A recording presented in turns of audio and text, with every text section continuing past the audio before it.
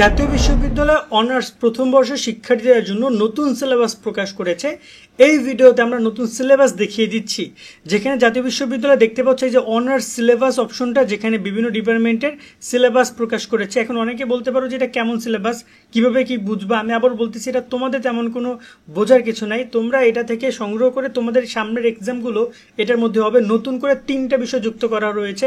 সেই বিষয়গুলো কি কি সেগুলো আমরা তোমাদেরকে বলছি, সেগুলো কত মার্কে পরীক্ষা হবে সেগুলোও বলছি, আর বাকিগুলো সব স্বাভাবিক থাকছে। মানে ডিপার্টমেন্ট ওয়াইজ সবকিছু চেঞ্জ হচ্ছে না, নতুন করে কিছু কিছু জিনিস যুক্ত হচ্ছে। এটা হচ্ছে মূল কথা। আর তোমরা এখানে কি করবা, তোমরা প্রত্যেকটা ডিপার্টমেন্টের একটা করে তালিকা পাবা, সেটা দেখে সিলেবাসগুলো ক্লিয়ার করে নিবা।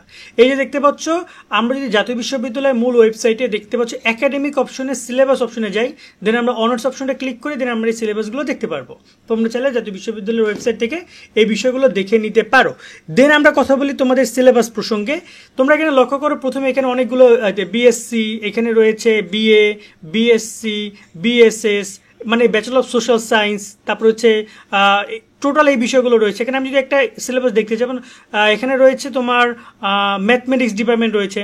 ক্লিক করে ম্যাথমেটিক্সের সিলেবাস চলে আসবে। দেখতে পাচ্ছ এই যে ডিপার্টমেন্ট অফ ম্যাথমেটিক্স, এই যে ডিপার্টমেন্ট অফ ম্যাথমেটিক্স, এখানে ওদের সব কিছু ঠিক আছে, নতুন করে কয়েকটা সাবজেক্ট ওদের যুক্ত হচ্ছে। দেখতে পাচ্ছ এই কম্পালসরি নামে ওদের আবশ্যিক সাবজেক্ট যুক্ত হয়েছে 3টা।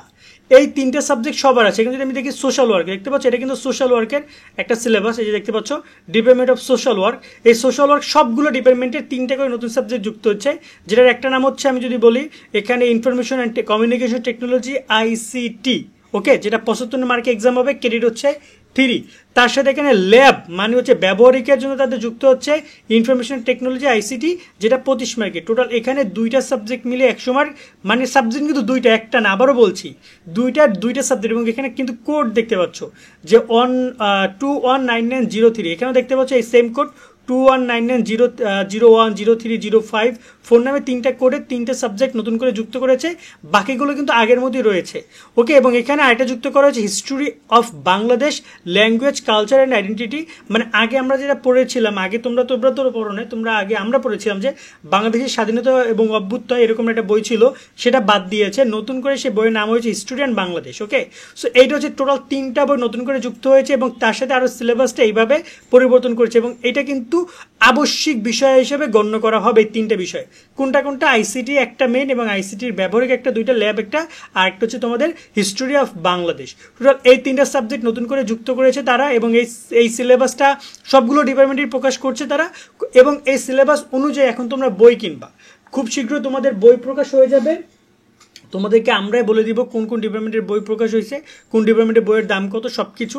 সো তোমরা এটা ধৈর্য ধারণ করো, এখনই কোনো বই কিনো না, কারণ নতুন এই 3টা বই কিন্তু তোমাকে কিনতে হবে, এবং ওই ভিতরগত কিছু চেঞ্জিং আসতে পারে। সেক্ষেত্রে হয়তো বা ডিপার্টমেন্ট ওয়াইজ বাকি বইগুলো স্বাভাবিক থাকতে পারে, আর কিছু বই তোমাদেরকে নতুন করে দিবে তারা, এবং যার মধ্যে 3টা বই তো অন্যতম।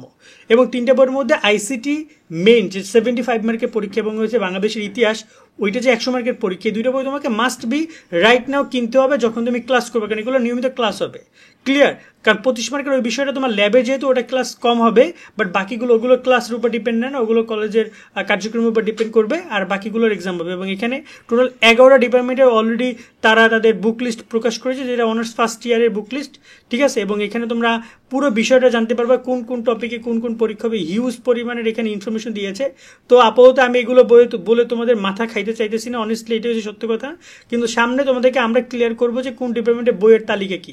সবগুলো ডিপার্টমেন্টের বইয়ের তালিকা নিয়ে ভিডিও করতে চাচ্ছিলাম, তোমরা কারা কারা সেই ভিডিওটা চাও কমেন্টে আমাদেরকে জানাবা, আমরা চেষ্টা করবো তোমাদেরকে সেই বিষয়গুলো সম্পর্কে জানানোর। এবং হিউজ পরিমাণ ইনফরমেশন রয়েছে, কোন সিলেবাসে কোন টপিকগুলো থাকবে, মানে নতুন নতুন অনেক টপিক ইনক্লুড করতে পারবে। এটা আমরা যখন বই প্রকাশ করবে তখন বুঝতে পারবো যে টপিকগুলো তারা কী কী রেখেছে, কী কী টপিক বাদ দিয়েছে, কী কী টপিক ইনক্লুড করেছে। তবে অনেস্টলি একটা কথা বলবো, তোমাদের সবার উচিত হবে নতুন বই কেনা, এবং ভালো বিশ্বস্ত প্রতিষ্ঠান থেকে বই কেনা, বিশ্বস্ত প্রকাশনী থেকে, যে প্রকাশনীগুলো এই সমাধানগুলো করবে এবং নতুন বই পাবলিশ করবে। পুরাতন বই না, চলবে না পুরাতন বই।